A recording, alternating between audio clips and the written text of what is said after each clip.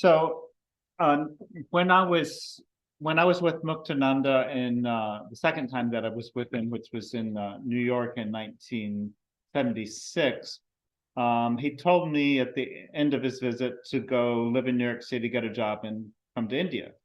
And I went down to New York City, and one of the first things I did is I went to the Museum of Natural History because I had heard about it. And when I walked in, there was this exhibit um, where they had like a special space, and they had silicon sand there, and they were emitting sounds.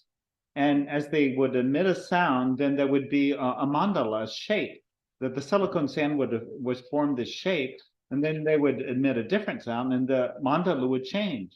And every single sound had it's a unique expression in that sand. And this is basically, we're introducing the fact that everything that we do, every word we speak, every sound that is heard is actually emanating out into the entire universe and penetrating everything. I'm going to share a brief video that demonstrates how this vibration of sound configures form.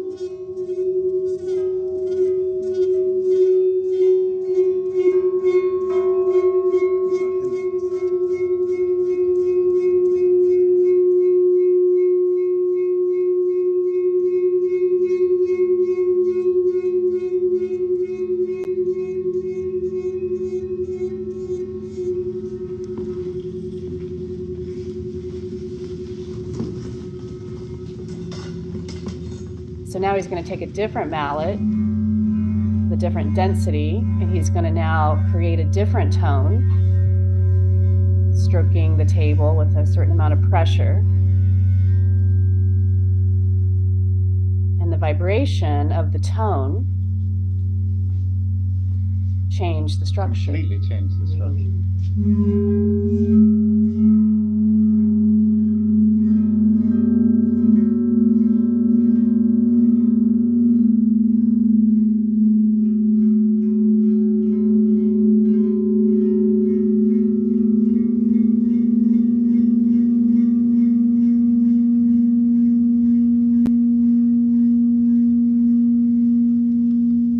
There's a whole science around this. It's called cymatics, derived from the Greek word for wave.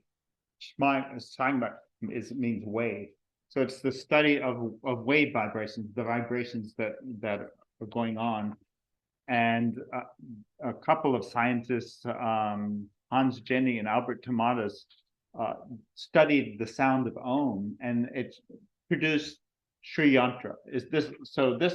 This pattern that's called Sri Yantra that's the pattern that Om produces. Wow, it's pretty amazing. And in yogic cosmology, this is considered, well, they call it the Maha yantra, the great mantra, or the great yantra. So this is considered to be the symbolic representation of when energy becomes form or energy becomes matter. So this is the moment of creation, is the Sri Yantra. And so, and when they make the sound Om on one of those cymatic plates, this is the image that emerges. So it's pretty incredible. So we're introducing what we're calling the treasury of the 5 elemental adornments, the 5 states of energy that we would call earth or solidity, water or fluidity, fire or combustion, the gaseous state of air and wind, and finally the empty space, apparently empty space, in which all of it can be held. So these are the 5. I mean, if you look at your universe, this is what it consists of. Everything fits within one of those 5 vibratory qualities of energy. So we've been working with what's referred to as the Maha mantra, the great mantra of Om Namah Shivaya. So Om Namah Shivaya. So we have the Om, which is the totality mantra, right, of the totality of the cosmos. And then Namah Shivaya are the 5 elements. So each of those bijas, or each of those syllables, corresponds to the 5 elements. Na is solidity, groundedness, earth. Okay? Ma is fluidity, it's water, it's that which flows. Shi is actually the combustion, it's fire. Right? Va is air, and Ya is ether. Okay? So in Namah Shivaya, when we're singing to Shiva, we're honoring the 5 elements, which are the basic foundation of the entire cosmos. Okay? And chanting or repeating the mantra then is actually activating in our bodies this current in which these elements are being refined, and our attunement to them are being refined with the mantra. And we're going to start, of course, with the most basic one, which is Na, which is the earthy, solid quality of life, and where we find groundedness, which is really very important for doing any spiritual practice. If we don't have a sense of groundedness, then it's really easy to lose our way. To spin out. Yeah. And, right. So, and as we go through the 5 elements, and I suspect it's going to be a pretty amazing ride. We're going to be going into subtler and subtler vibratory qualities, right? So each of those is less dense. And so as we explore the less dense vibrations, it is really essential to have the ground, right? It's important to have solidity. Okay. It's a treasure. It's a treasure of consciousness, is solidity. And we talk about solidity or groundedness or earth. We're talking about, we're not talking about anything ethereal. We're talking about, like, just touch your body right now. Doesn't it feel solid? And yet this is a vibration of energy in your own consciousness. So this is not something outside of consciousness, different from consciousness. Not at all. It's just the state of consciousness in which it feels solid, grounded. So we're going to be working with not only the bijas. So bijas in Sanskrit just means seed. So it's the seed syllables of Namah Shivaya. So we're working with each of the bijas, but we're also going to be working with the platonic solids. So the platonic solids, which are represented here, were called such because this was described by Plato. So this not only goes way back in the yogic tradition, but back in the Western tradition as well. Okay. And it actually goes even further back in much more ancient temple sciences. Right. So each of these different solids correspond to the 5 elements. So the hexahedron is earth. So this is where we're going to start, the cube. Okay. And so as we work with Na, as we work with groundedness, right, solidity, we're also going to be working with the solid, the platonic solid of the hexahedron, okay, or the cube. Now, the platonic solids, I mean, this was a huge topic of inquiry in practice as well as study in ancient Greece and Egypt and India. This is something that seems to be unknown to us now, but this was a huge topic. These 5 platonic solids are the fundamental sort of forms of that energy assumes that then everything else is made out of. And there are only 5 such platonic solids, and this is what they all have in common. Each of them has faces that are identical in shape and size. Same number of faces meet at each corner. All angles are congruent, and all edges are congruent. So there's only 5 of these, and they're at the basis of the 5 elements, or the 5 states of energy, let's say. So there's a corresponding representation in image and a corresponding representation in sound. Nama Rupa. So name and form, that's the Sanskrit word for name and form, we're seeing here represented, right? So name is the sound, right? And form is the structure. So this again is the fundamental ways in which energy configures itself for manifestation to happen. All right, so we're going to be exploring these different processes, starting with the cube. And now what's really amazing about the cube, so this will be our grounded image here. So the cube, of course, is a square, right? And it has 6 sides, right? And it is 3-dimensional. Okay, so a cube is 3-dimensional, right? But now what I would like you to do is to watch what happens when the cube, so the cube, when it is shifted from 3 dimensions to 2 dimensions, there it goes. Can you see what that is?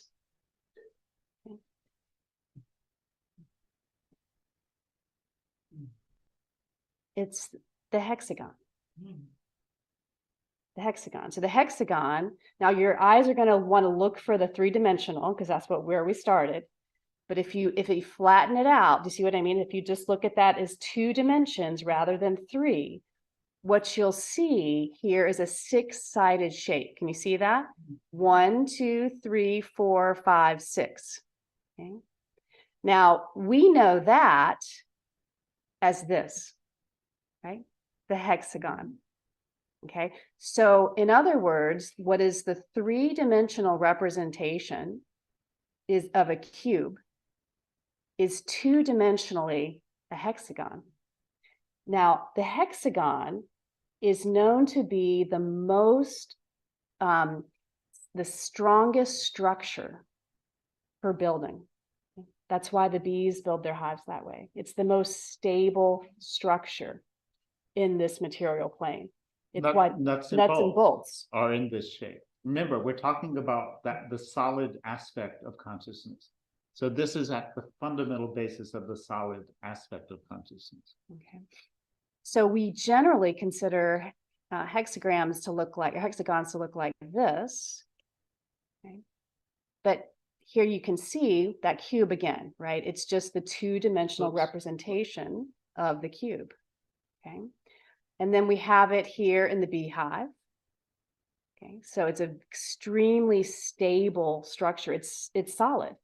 That's what it is. It's solid. It's solidity. And what we discovered is that Saturn, which is the planet of solidity, which is the planet of solidity or structure astrologically, maintains a hexagonal storm at its north node. So like we are talking about mystery within mystery within mystery. So when we're working with Na, and we're working with the platonic solid of the cube, and what is really, really interesting to explore is not only how the vibratory nature of Na is bringing forward that solidity in consciousness, okay? Because when we sing that bija, we are using sound to structure consciousness in a certain way. We're using sound to structure consciousness as ground, as solidity, okay? And so what we would like to invite for this week's...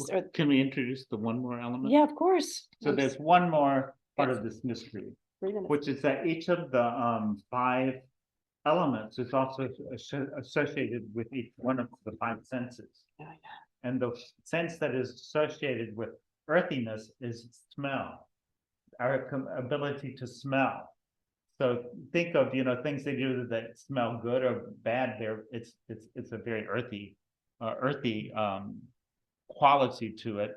And in fact, the sense of smell is unique compared to the other 4 senses systems that we have, in that the sense of smell bypasses the thalamus. The thalamus is like the gate for being awake and conscious. The sense of smell goes directly into the emotional and memory centers of the brain and can activate even when we're deeply asleep or in a coma. The sense of smell stays alert and active and really can protect us because it alerts us that we need to either move away from something or we need to move towards something. So there's this talk about groundedness. The sense of smell is so grounded that it completely bypasses our conscious thinking and is directly feeds into the center of the brain, into the emotional and sort of motivation centers of the brain. So when you're part of the practice of tuning to Na will also be, we want all of us to be more attuned over the next few weeks to the sense of smell, to the sense of solidity, to Mother Earth, that is, the home for all of us, to, everything, our dear bodies, to really attune and appreciate and acknowledge the importance in our lives of that which is solid and grounded and dear Earth.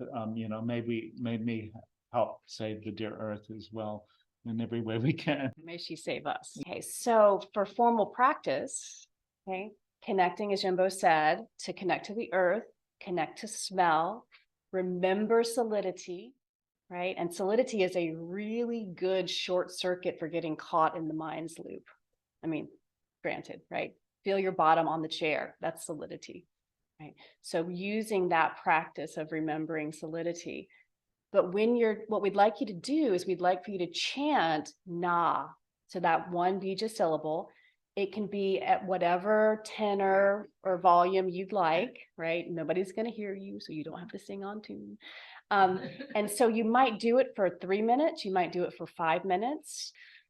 Just chanting Na, just sensing solidity in the experience. And if you'd like to have an image of a cube or a hexagon before you when you work with Na, then feel free to. If it helps to have a visual image, have it there with your eyes open, letting your attention just rest on that shape. So we're really using intentionality to tune consciousness to solidity, both with voice, that particular bija, as well as the visual field, the visual structure.